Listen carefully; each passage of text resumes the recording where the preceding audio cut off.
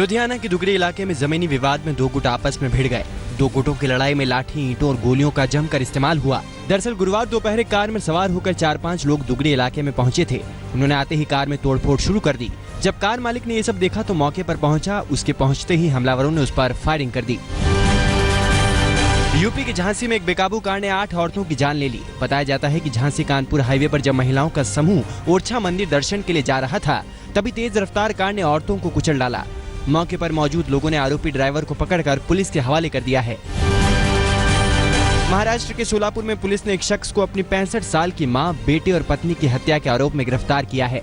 Police का कहना है कि आरोपी अनुरत बर्डे ने शराब के नशे में इस वारदात को अंजाम दिया और उसके बाद खुदकुशी की कोशिश की। अनुरत ने इतनी बड़ी वारदात को क्यों अंजाम दिया, इसका खुलासा अब तक नहीं हो पाया है। दिल्ली नारकोटिक्स कंट्रोल ब्यूरो ने एक ऐसे नाइजीरियन ड्रग तस्कर को गिरफ्तार किया है जो ड्रग्स के कैप्सूल बनाकर अपने पेट के अंदर रखकर ड्रग्स की तस्करी करता था। एनसीबी ने आरोपी युवक को दिल्ली एयरपोर्ट से गिरफ्तार किया है। युवक के पेट में से 90 कैप्सूल बरामद किए गए हैं, जिनमें 1.5 किलो कोकीन भरी हुई थी।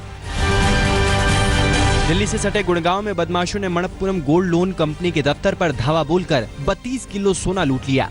लुटेरों ने वहां मौजूद स्टाफ को बंधक बनाकर वारदात को अंजाम दिया। गुड़गांव के न्यू रेलवे रोड स्थित दफ्तर पर दिन दहाड़े 7 से 8 हथियारबंद बदमाशों ने धावा बोला और दफ्तर में लगे सीसीटीवी कैमरों पर स्प्रे कर दिया।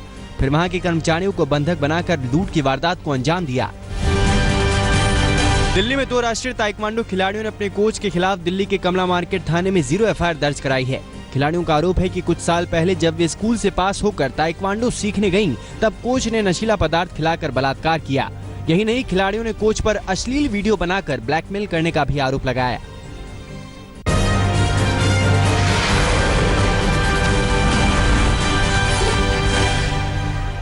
गांधी परिवार का गढ़ माने जाने वाली रायबरेली अमेठी की सीटों पर प्रियंका गांधी वैलेंटाइन डे यानी 14 फरवरी से चुनाव प्रचार शुरू करेंगी। रायबरेली में 23 फरवरी को मतदान होना है, इसलिए प्रियंका शुरुआत में रायबरेली में रहेंगी। फिर वो 20 तारीख की दोपहर रायबरेली छोड़कर अमेठी में डेरा डालेंगी, जहां वो 25 फरवरी तक भाई के इलाके में कांग्रेस का प्रचार करेंगी। प्रियंका और राहुल 18 फरवरी को साझा रैली करेंगे। यूपी चुनाव में कांग्रेस अध्यक्ष सोनिया गांधी की इकलौती चुनावी सभा 20 फरवरी को रायबरेली में होगी। वाराणसी में कांग्रेस उपाध्यक्ष राहुल गांधी और यूपी के सीएम अखिलेश यादव के साझा रोड शो पर सस्पेंस बना हुआ है। सूत्रों के मुताबिक दोनों के रोड शो के लिए प्रशासन से इजाजत नहीं मिली है। सूत्रों का कहना है कि इजाजत नहीं मिलने तक कांग्रेस और समाजवादी पार्टी आज दोपहर तक इंतजार करेगी और फिर कोई फैसला लेगी। राष्ट्रीय लोकदल के अध्यक्ष अजीत सिंह ने अपने गढ़ यानी बागपत में भाषा की मर्यादा भूलते हुए बीएसपी प्रमुख मायावती पर विवादित टिप्पणी की है। मायावती का नाम लिए बिना उन्होंने कहा कि बहन जी को राजनीति से मतलब नहीं है। अजीत सिंह ने कहा कि टिकट लेने वालों को सब पता है कि उनका धंधा क्या है। जो उम्मीदवार जाता है तब उसे पता चलता है। जो उनका कार्यकर्ता उनसे मिलने जाता है तब पता चलता है कि बहन जी राजनीति में नहीं है, बहन जी का तो। बीजेपी के स्टार प्रचारक और प्रधानमंत्री नरेंद्र मोदी आज यूपी के बिजनौर में चुनावी सभा को संबोधित करेंगे। इसके बाद वो दोपहर 12 बजे उत्तराखंड के हरिद्वार में पार्टी के लिए प्रचार करेंगे। मोदी की लोकप्रियता को देखते हुए उत्तराखंड में 10 फरवरी से लेकर 12 फरवरी तक 4 रैलियां होंगी। उत्तराखंड में ही आज बीजेपी के कई दिग्गजों की रैली का आयोजन किया गया है। नितिन गडकरी की रैली अल्मोड़ा, चमोली और टिहरी गढ़वाल में होगी। वहीं राजनाथ सिंह अल्मोड़ा के जागेश्वर, टिहरी गढ़वाल के नरेंद्र नगर और मसूरी में प्रचार करेंगे। यूपी में सीएम अखिलेश यादव शाहजहांपुर में समाजवादी पार्टी के लिए प्रचार करेंगे। मायावती पीलीभीत और अमित शाह इटावा में अपनी अपनी पार्टी के लिए वोट मांगेंगे। बीजेपी के फायर ब्रांड नेता योगी आदित्यनाथ ने अखिलेश यादव के काम बोलता है कि नारे को खोखला बताया है। आदित्यनाथ ने एसपी के काम बोलता है कि नारे पर तंज कसते हुए कहा कि अगर उसे अपने काम पर इतना ही भरोसा था तो वो प्रदेश की 403 विधानसभा सीटों में से 300 से भी कम सीट पर चुनाव लड़ने को क्यों तैयार हो गई। यूपी में भले ही कांग्रेस और समाजवादी पार्टी का गठबंधन हुआ हो, लेकिन बहराइच की पयागपुर विधानसभा सीट कांग्रेस और एसपी दोनों दलों के प्रत्याशी एक दूसरे के सामने मैदान में आ गए हैं। गुरुवार को नामांकन के आखिरी दिन एसपी विधायक मुकेश श्रीवास्तव ने कांग्रेस प्रत्याशी के सामने नामांकन भरकर चुनाव को रोचक बना दिया है। गठबंधन के तहत पयागपुर सीट कांग्रेस के खाते में गई थी। यूपी के बहराइच में गुरुवार को नामांकन के आखिरी दिन अजीबोगरीब नजारा देखने को मिला, जब एक बुजुर्ग प्रत्याशी को बिना नामांकन के वापस लौटना पड़ा। नामांकन के अंतिम समय में दौड़ लगाने के बाद भी जब उम्मीदवार नामांकन दाखिल नहीं कर पाया तो रोने लगा। इतना ही नहीं, नामांकन फिर से कराने के लिए वो पर्यवेक्षक की लाल बत्ती वाली गाड़ी के सामने लेट गया। यूपी के अमरोहा में वोटरों को लुभाने के लिए नौगांवा सादात सीट से बीजेपी के उम्मीदवार और पूर्व क्रिकेटर चेतन चौहान ने वोट मांगने का अनोखा तरीका निकाला है। चेतन चौहान वोटरों को लुभाने के लिए क्रिकेट खेल रहे हैं और चौके छक्के लगाकर अपने पक्ष में मतदान की अपील कर रहे हैं। गांव वाले भी चेतन चौहान के राजनीतिक क्रिकेट का लुत्फ उठा रहे हैं। उत्तराखंड के पूर्व मुख्यमंत्री और सांसद भगत सिंह कोश्यारी ने चमोली के पोखरी में जनसभा को संबोधित करते हुए सीएम हरीश रावत पर जमकर चुटकी ली। कोश्यारी ने कहा कि पूरे देश में मोदी की लोकप्रियता के चलते बीजेपी की स्थिति मजबूत हुई है। हरीश रावत और कांग्रेस पर कटाक्ष करते हुए कोश्यारी ने कहा कि हरीश रावत का साथ पहले उनके साथियों ने छोड़ा, अब उनका केंद्रीय नेतृत्व भी उनके साथ नहीं है। कोश्यारी ने हरीश रावत की तुलना अकेले बंदर से कर दी।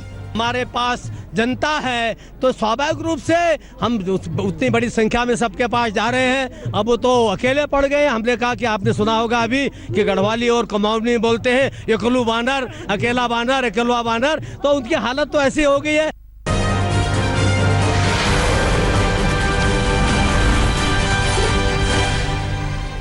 तमिलनाडु में जारी राजनीतिक गहमा गहमी के बीच एआईएडीएमके के महासचिव वी.के. शशिकला ने गुरुवार को राज्यपाल सी विद्यासागर राव से मुलाकात कर सरकार बनाने का दावा पेश किया। शशिकला के पहले तमिलनाडु के कार्यवाहक मुख्यमंत्री ओ पनीरसेल्वम ने राज्यपाल से मुलाकात की और उन्हें राज्य के घटनाक्रम के बारे में जानकारी दी।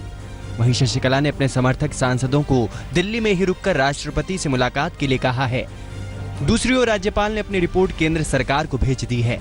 सूत्रों के मुताबिक राज्यपाल ने अपनी रिपोर्ट में कहा है कि राज्य में अभी राष्ट्रपति शासन लगाने की जरूरत नहीं है। बीएसएफ के जवान तेज बहादुर के वीडियो सामने आने के बाद जैसलमेर में देश भर से जुटे बीएसएफ के जवानों के बीच पहुंचे बीएसएफ के डीजी के शर्मा ने बीएसएफ में खाने पीने के लिए आने वाले फंड में हो रही गड़बड़ी को लेकर बड़ा बयान दिया है। डीजी के शर्मा ने माना है कि कुछ जगहों पर मेस के फंड में गड़बड़ी की बात सामने आई है और उसकी जाँच कराई जाएगी। साथ ही के शर्मा ने जवानों को अपनी परेशानी सोशल मीडिया पर न डालने की चेतावनी भी दे डाली।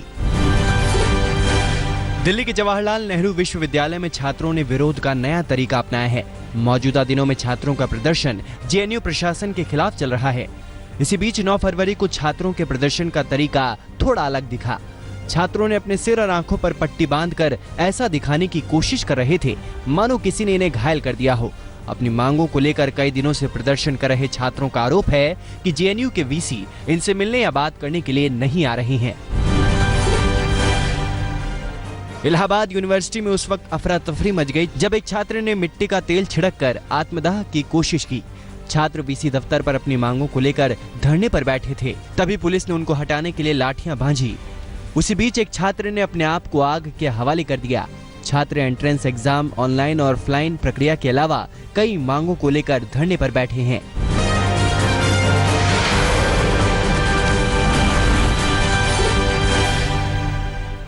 भारत ने बांग्लादेश के खिलाफ खेले जा रहे एकमात्र टेस्ट मैच में पहले दिन का खेल खत्म होने तक 3 विकेट के नुकसान पर 356 रन बना लिए हैं।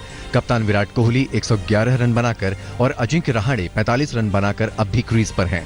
कोहली ने अपने टेस्ट करियर का 16वां शतक जमाया। भारत की ओर से कप्तान विराट कोहली के अलावा मुरली विजय ने भी 108 रनों की पारी खेली। कप्तान विराट कोहली ने बांग्लादेश के खिलाफ खेले जा रहे एकमात्र टेस्ट मैच में शानदार शतक जड़ा। विराट कोहली का ये 16वां टेस्ट शतक है। इस शतक के साथ ही उन्होंने पूर्व भारतीय कप्तान सौरव गांगुली के 16 शतकों की भी बराबरी कर ली है। भारत की ओर से सबसे ज्यादा टेस्ट शतक के मामले में विराट कोहली 8वें नंबर पर आ गए हैं।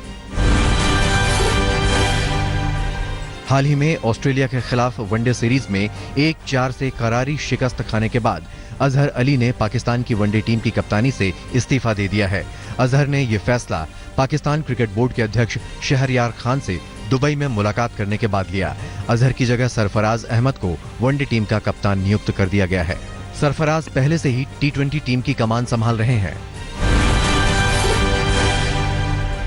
भारतीय टीम के सदस्य रहे गौतम गंभीर का अब दिल्ली की कप्तानी से भी पत्ता कट गया है। उनकी जगह अब युवा ऋषभ पंत को विजय हजारे ट्रॉफी के लिए दिल्ली टीम का कप्तान बनाया गया है। दिल्ली टीम के भविष्य को देखते हुए ये फैसला किया गया है। फिरोजशाह कोटला स्टेडियम में गुरुवार को हुई चयनकर्ताओं की बैठक में ये फैसला किया गया।